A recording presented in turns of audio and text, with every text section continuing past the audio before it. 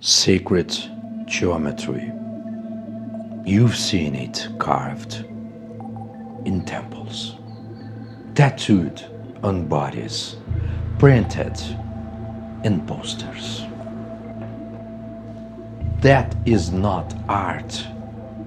That is a training program for your visual cortex. I am João Guilherme, and after decoding the precision in episode 2, the phi measurements, the body-temple alignment, I found something else in the architecture. The geometry wasn't just encoded, it was functional. You stared at a mandala, or a rose window, or a Islamic tile work, and your mind just quiets. That is not aesthetic preference. That's your brain recognizing a pattern it was built to see. By the end of this video, you will understand why ancient architecture could do this, and modern environments mostly can't. Your visual cortex, the part of your brain that processes sight, contains specialized neurons. Hubel and Wiesel, 1960s through 1990s, they mapped V1, the primary visual cortex, edge detection neurons, angle recognition cells, spatial frequency analyzers. Your brain is not receiving reality, it is constructing it from edges, angles, and patterns. Sacred geometry trains those neurons systematically. Start with simple. A single line, an edge, your V1 fires. At an angle, two edges meeting, more neurons activate. Then add complexity, nested triangles, overlapping circles, recursive patterns. The geometry gets harder, and your brain gets better at pattern recognition. This isn't random. It is progressive difficulty, like a curriculum. Look at a spider web, radial symmetry, hexagon cells, your brain sees structure. Look at a snowflake, six-fold symmetry, branching fractals, and your brain sees pattern. Look at the flower of life, overlapping circles, nested triangles, sacred proportion. Your brain sees all of it at once. Because each geometric pattern is netted inside the next. Circle contains triangles. Triangles contains smaller circles. Smaller circles contain hexagons. Hexagons contain stars. Your visual cortex learns. Complex patterns are built from simple components. Watch a Nautilus shell spiral. Your brain predicts the next curve before you even see it. That's not magic. That's the pattern prediction. Your neurons firing in anticipation. And if this is true, it means most modern humans are visually undertrained without even realizing it. The geometry wasn't decoration, it was curriculum. But that is just the surface. Here is what's beneath. There are three things these builders understood. First, pattern documentation. Islamic mathematicians, 9th through 50 centuries, they documented something extraordinary. 17 wallpaper symmetry groups, every possible way a repeating pattern can tile a plan.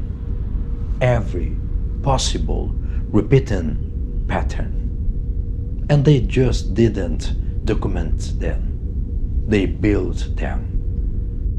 The Alhambra, the Dome of the Rock, the Great Mosque of Cordoba.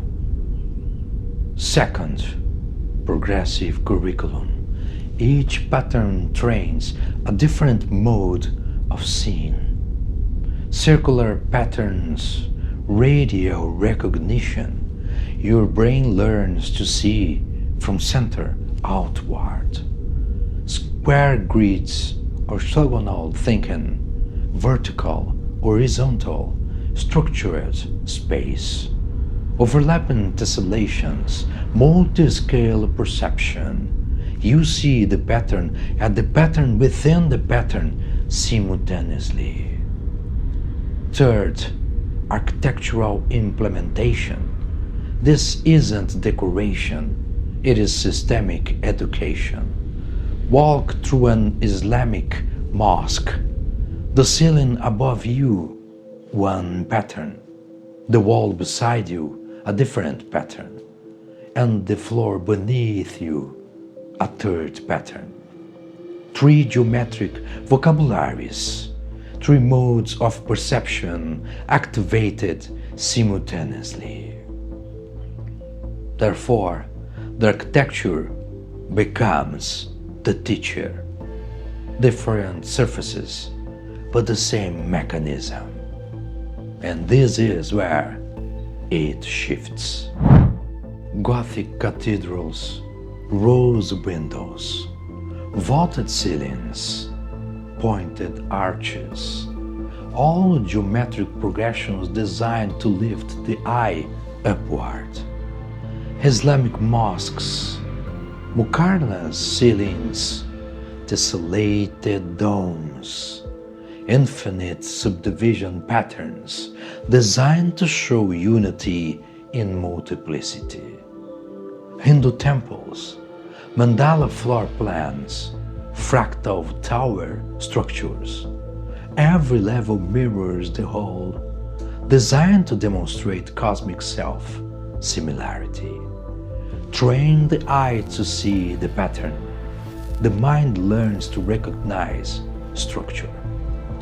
Consciousness expands its perceptual vocabulary.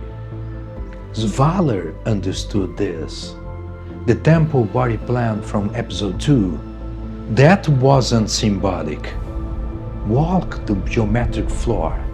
Your feet trace the pattern. Your eyes track the walls. Your consciousness maps the temple to body. You become the architecture. Modern neuroscience calls this embodied cognition, and ancient Egyptians just built it. Studies on spatial navigation. Hippocampus creates cognitive maps. You navigate space. You build mental models. Therefore, navigate temple geometry and you build geometric mental models. The precision we covered in episode 2, the submillimeter tolerances, the phi measurements. That precision matters because the geometry has to be perfect for the training to work. Sloppy geometry trains sloppy perception. Perfect geometry trains pattern recognition that transfers from temple to forest, from mandala to molecule, from stone carving to spiral galaxy. And this is where modern life quietly breaks the chain. Once your brain knows the vocabulary of pattern, it sees structure everywhere. That is not mysticism. That is perceptual education. So today, notice one pattern in nature: a spiral shell, a flower's petal, the branches of a tree.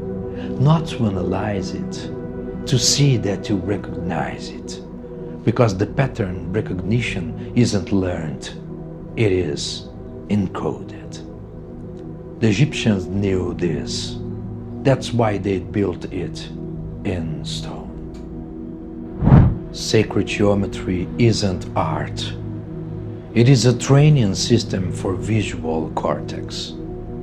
Today, find one geometric pattern: a tile floor, a windowed grid, a flower's petal. Notice how fast you recognize this structure.